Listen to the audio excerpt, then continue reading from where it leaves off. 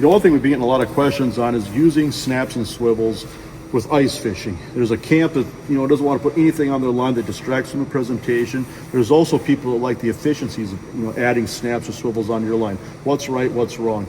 I'm going to talk about some of the things that I like to do and why I like to do it. And again, there's no right or wrong, whatever works for you, okay? But when it comes to walleye fishing in particular, I'm a big fan of putting snaps above the spoon, your glide baits, your rattle baits. I like to be able to change the lure easy, and I feel like that snap is going to give that spoon or presentation a little bit more action and noise, okay? And the other thing that I like to do with my lures for walleye fishing is put just a size 10, just a tiny little swivel above the lure, because when I'm working these lures, a lot of times I'm fishing these pretty aggressively where I'm really pounding that lure hard, and that's going to generate a lot of twist in your line. You don't want that spoon twisting fast, or whatever lure that you're using twisting fast. Now, a couple of disclaimers. If you're targeting big lake trout, absolutely don't put a snap like that above your lure, because it's going to bend out. Okay, we're talking walleyes, where you're anticipating catching maybe fish up to 10 pounds. That's where I like to use a small swivel and the snap. Now, when don't I like to use a snap or a swivel?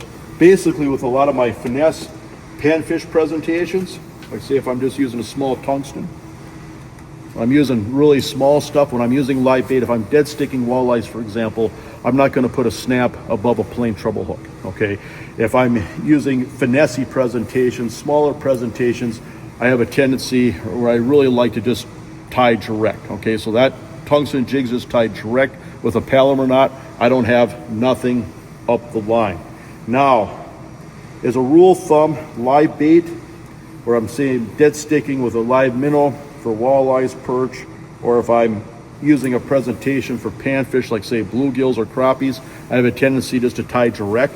But there are a few exceptions to that, okay? If I'm using some of the larger stuff on the panfish presentation spectrum, like say like a small spoon like a Pinhead Pro, they come with a small snap above them. I like to use that snap. I feel like it gives that lure a little bit more bounce and movement and noise. And then also too, I like to tie a tiny little swivel above the lure. Now, how far above the lure do you like to tie a swivel?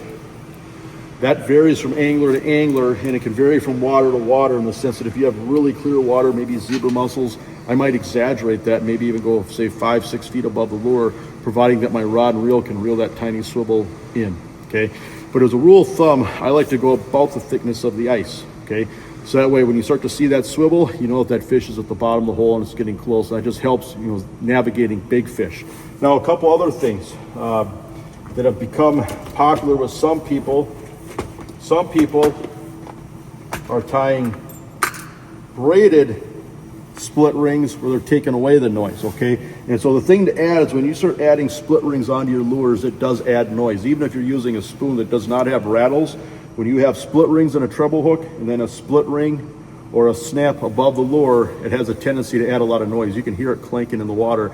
A lot of times that noise can be a good thing as far as pulling fish in, but then there's other times where if you have lures that don't make any noise, that can be an advantage. And so braided split rings have been long popular with bass. The big thing about braided split rings is that the fish can twist that treble a lot more than a traditional split ring, okay?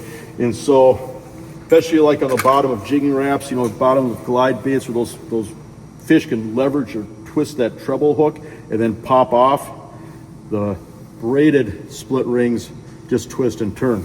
And so I'll show you real quick here how you tie a braided split ring for ice fishing, which it's really simple with ice fishing lures in particular, because I'm not putting a nail or a screwdriver or anything like that in it to cause that loop to be bigger. Usually with ice fishing, I want that loop to be as small as possible. And so I'll just show you here.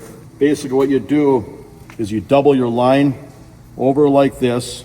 I'm just showing you this here for demonstration's sake. You slide your treble hook, you slide your lure in, and then what you do is you take this one end and you bend it back on itself to create a loop just like this, okay? Then you come around and you go through that loop And basically, you just cinch it up tight. And then what you do is you take a couple overhand knots,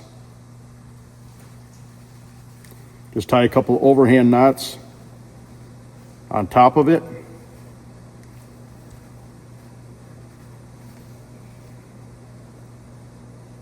And that's what you do to tie a braided split ring for your lures. And you can make that as big or as small as you want to when you cinch it up. And so I like to keep them pretty small, but basically, especially with rattle baits, glide baits, anything that's got small hooks on it, big fish and they're twisting, they have a tendency to where they can pop off easy.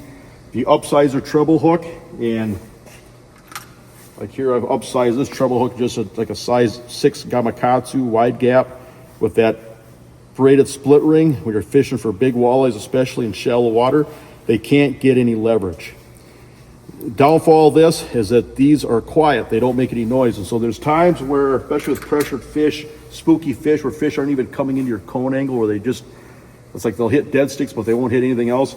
That's the time for braided trebles. It seems like the noise sometimes attracts the fish, other times it spooks them where they don't want to come near it. And so it's definitely something to experiment with. But as a rule of thumb, I'm using snaps and I'm using swivels all the time. I don't feel that it hurts my fishing most of the time. I feel like the efficiencies outweigh the negatives. And so added noise, you can change lures fast. And then obviously with the swivel up here, takes better care of your line where you don't have to worry about your line wrapping around the rod tip. You don't have to worry about your lure, your presentation spinning so much, which helps presentation look better to the fish. But on the flip side, if I'm fishing more toned down, slower, finessey, the fish are staring at it at a closer range for a lot longer, like say a bluegill's looking over a tungsten jig. I don't want anything to distract from that presentation. So just a few random thoughts, as far as swivels versus no swivels, snaps versus no snaps. I think there's a time and place for everything, but we always joke with fish, you never say always, you never say never. So I'd like to see what your comments are below. What's your opinion? Do you like to use snaps? Do you like to use swivels? When do you do it? When don't you? I think it'd be very educational for a lot of our viewers.